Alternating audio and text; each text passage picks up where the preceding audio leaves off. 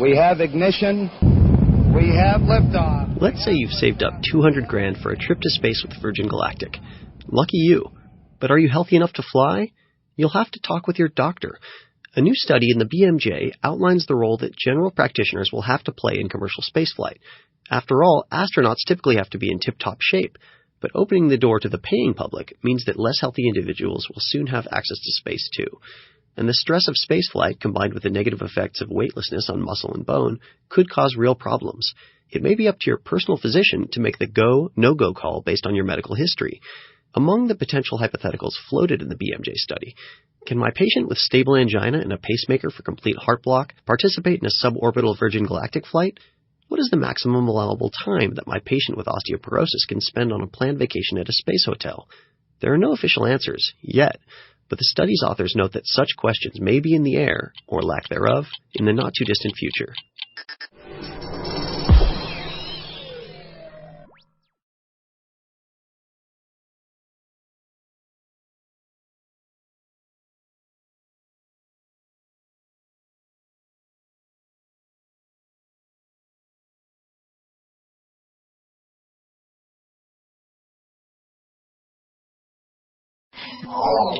It's a given that most babies wear diapers, in Western cultures anyway, but diapers may trap more than waste. They may also confine a baby's ability to walk. Scientists compared the walking gaits of 60 babies who were either naked, wore a thin disposable diaper, or a thick cloth diaper. Half the babies were 13-month-old novice walkers and the other half 19-month-old experienced walkers. When the 30 13-month-olds walked naked, only 10 fell. But while wearing the cloth diaper, 21 of them fell, and while wearing the disposable, 17 of them fell. Among the 19-month-olds, only 4 fell while naked or wearing disposables, while 8 fell while wearing cloth diapers. But both age groups took wider and shorter steps while wearing diapers, as opposed to walking naked. The research is in the journal Developmental Science. The study can't predict if wearing diapers has a long-term impact. Nonetheless, the researchers believe walking naked would speed up walking development. But then we are left with the issue of covering the entire house in plastic and relying heavily on the child's ability to communicate his or her elimination intentions.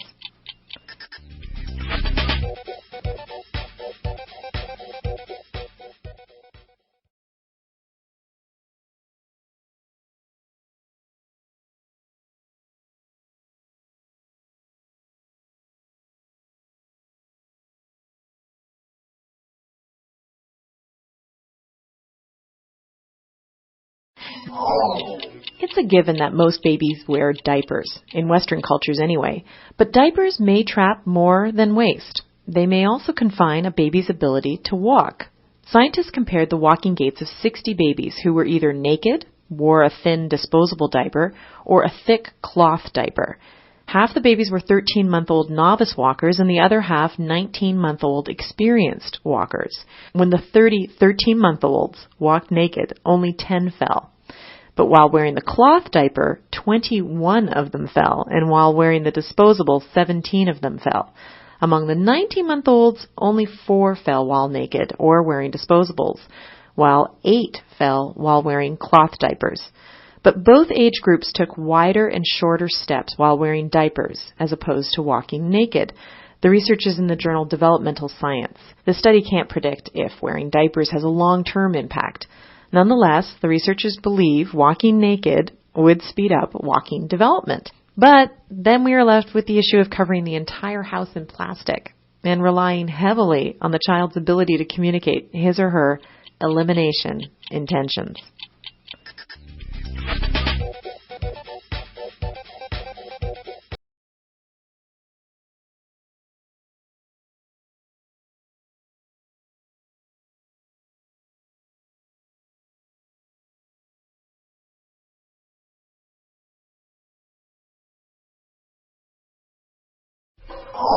Unless you're at a Chaucer convention, speaking Middle English is not going to impress a potential romantic partner in 2013.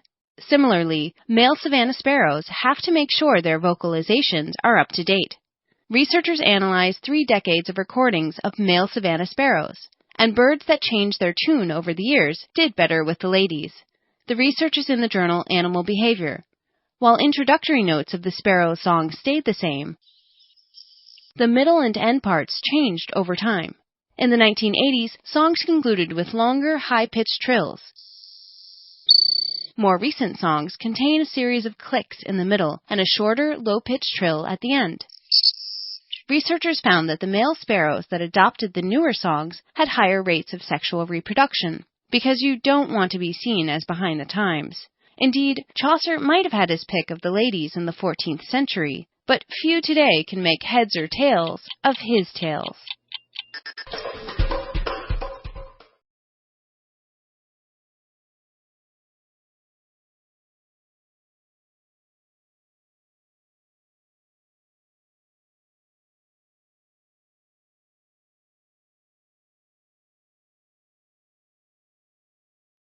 Mystery of Shakespeare. For all his fame and celebration, William Shakespeare remains a mysterious figure with regards to personal history. There are just two primary sources for information on the bard: his works and various legal and church documents that have survived from Elizabethan times. Naturally, there are many gaps in this body of information, which tells us little about Shakespeare the man.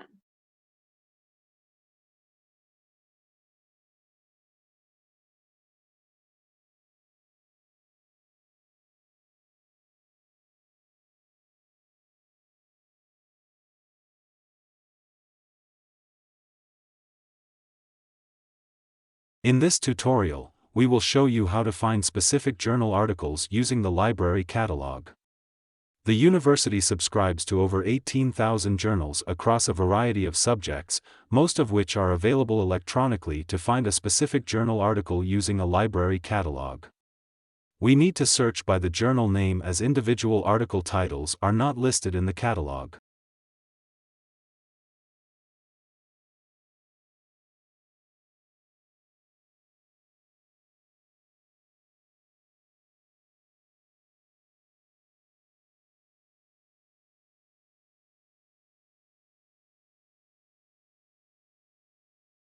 I think it's really important for young people not to feel restricted in their choices, and also to be aware of the choices that are available to them. And obviously, the media has an incredibly important role to play in that. I think we tend to talk about science as this big kind of monolith, but of course, actually, it's this beautiful, multifaceted thing. You know, there's almost something for everybody there. And there are so many different aspects of it. You know, somebody that's going to be attracted to working in biology might be a very different person from somebody who's attracted to engineering. I suppose it's about knowing the breadth of opportunities that are out there, and so anything that universities and broadcast media can do to make sure that those opportunities are visible.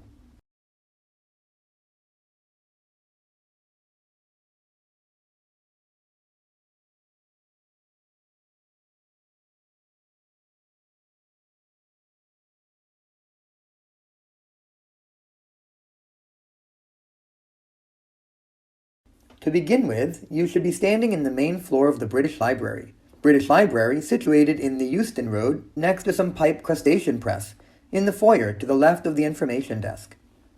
It was a large white staircase. Follow this up towards the gallery at the top of the stairs. Pause and look to your left for attention. This is Robert Cotton, born in 1570 and died in 1631. Cotton was a member of Parliament, but he's mainly known as a great antiquarian collector of manuscripts. It is the covenant we have a great depth and the survival of many English manuscripts.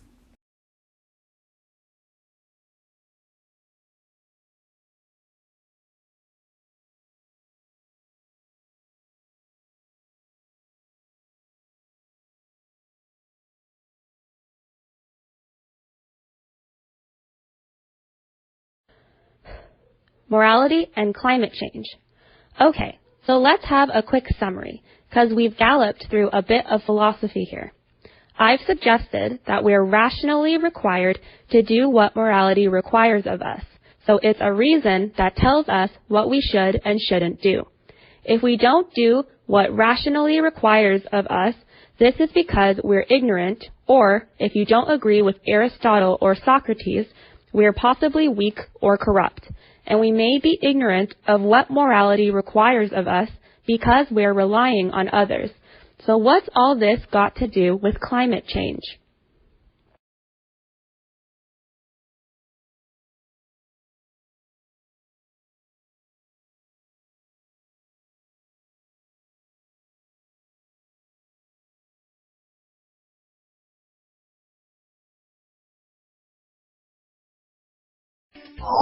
I think what is most remarkable about Dexter is his capacity for stress management. Michael C. Hall, in a conversation about his TV character at the Rubin Museum of Art in New York City on October 24th, he spoke with psychologist Kevin Dutton, author of The Wisdom of Psychopaths. And I think that's because of his ability to, as the heat goes up, his Absolutely. internal temperature goes down. Yeah.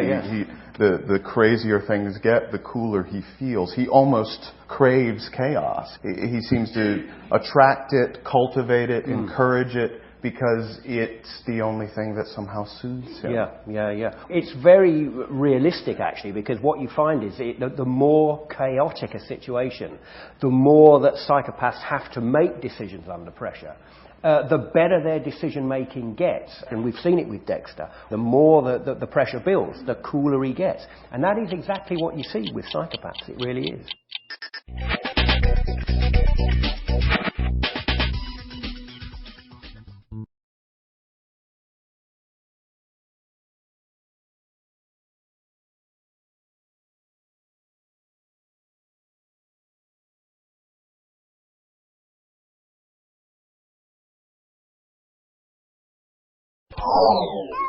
Beneath its adorable exterior, is your cat hiding the heart of a killer?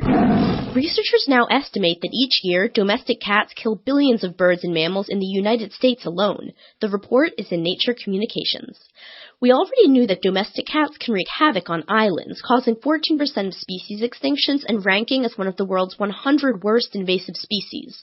But now, scientists have reviewed previous studies to find just how much damage cats do on the mainland. Cats kill some 1.4 to 3.7 billion birds and 6.9 to 20.7 billion small mammals in the U.S. each year. These numbers mean that felines may be the biggest human-related cause of death for American birds and mammals. And cats tend to prey on native species, which can cause major ecosystem damage. The worst feline killers are those without owners, and reducing feral cat populations is an ongoing problem, but you can still reduce the impact of domestic cats by keeping your pet indoors, thus leaving the neighborhood a little less red in tooth and claw.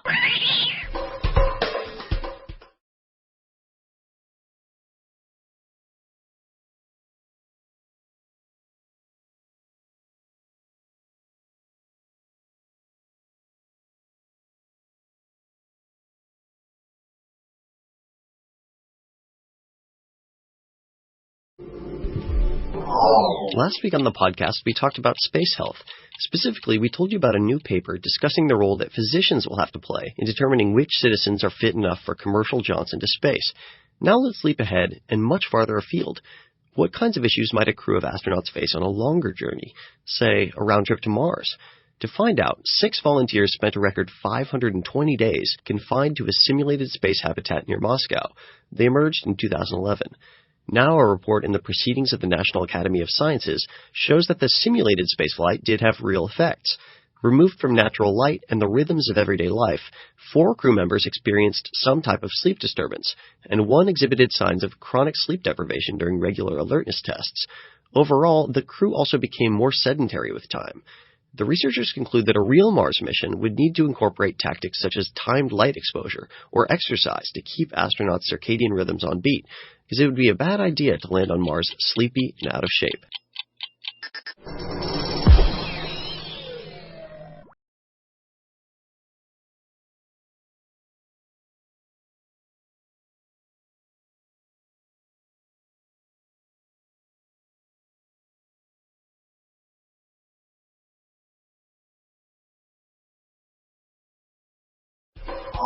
Medicinal tablets are nothing new.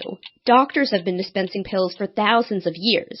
And now, archaeologists have turned up some of those ancient medicines, which were preserved in a shipwreck for close to 2 millennia. The 2nd century Pozzino wreck was discovered in 1974 off the coast of Italy. Its cargo included medical equipment, like a cupping vessel, iron probe, and tin boxes of supplies. And in one of those boxes, researchers recovered 5 gray tablets. Now, they've analyzed the antique medication. The work is in the Proceedings of the National Academy of Sciences. The pills primarily contain zinc compounds, probably the active medicinal ingredients, but researchers also detected starch, pollen, charcoal, fats, and linen fibers. Those fibers help the tablets hold their round, loaf-like shape, which may be the key to the medication's use. The Greek word meaning small round loaves also inspired the word collyrium, or eye wash. The pills were probably either dissolved in liquid or ground into a powder and used to treat eye conditions. Who knows? Maybe Hippocrates used them on his pupils.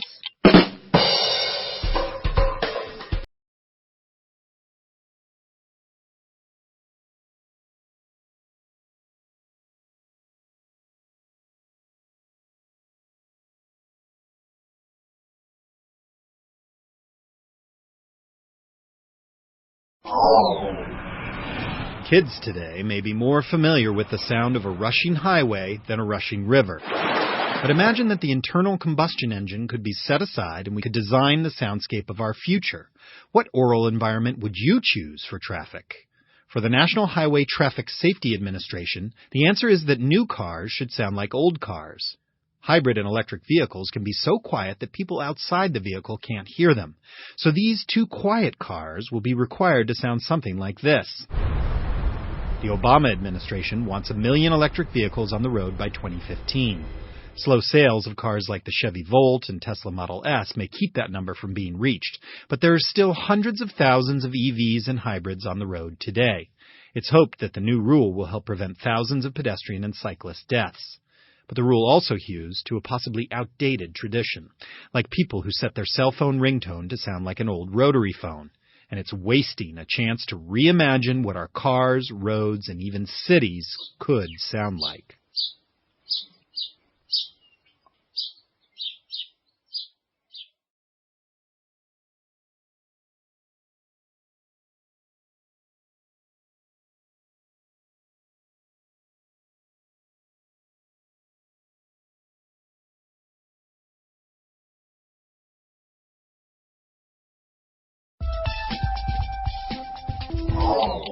When you don't clean your plate, microbes feast. And Americans are awfully good at feeding microbes, wasting some 222 million metric tons of food every year.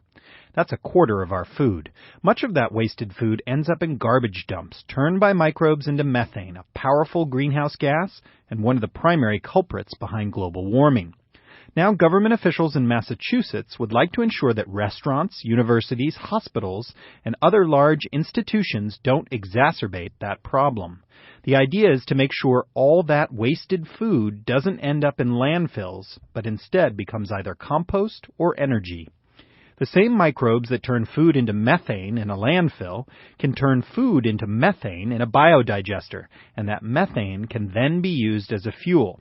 More importantly, from the Bay State's perspective, it will keep the state's landfills from filling up. Of course, the methane from landfills can also be harvested, and often is. And as the Pilgrims knew, it would be even smarter not to waste the food in the first place. But let's give thanks for another helping of new ways to curb climate change.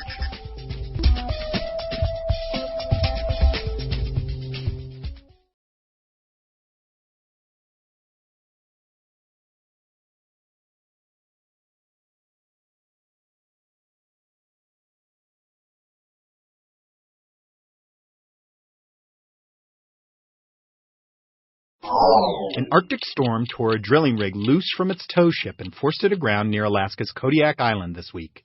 Just a few months ago, the rig and another began preliminary drilling of the first offshore oil wells in the Arctic. Shell's efforts to drill in the Beaufort and Chukchi seas have been plagued by problems, but that's just part of the cost of doing energy business in this new era.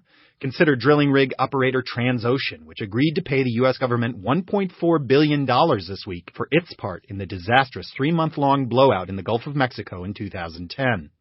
Meanwhile, the thirst for oil drives the mining of tar sands in Alberta and the flooding of old wells with steam or CO2 in California and Texas. And, of course, there's the accelerating accumulation of greenhouse gases in the atmosphere from all that fossil fuel burning. The resulting climate change is part of what makes drilling for oil offshore in the unfreezing Arctic possible, just as it has opened once mythical shipping routes such as the Northwest and Northeast passages. That's a positive feedback loop with negative consequences.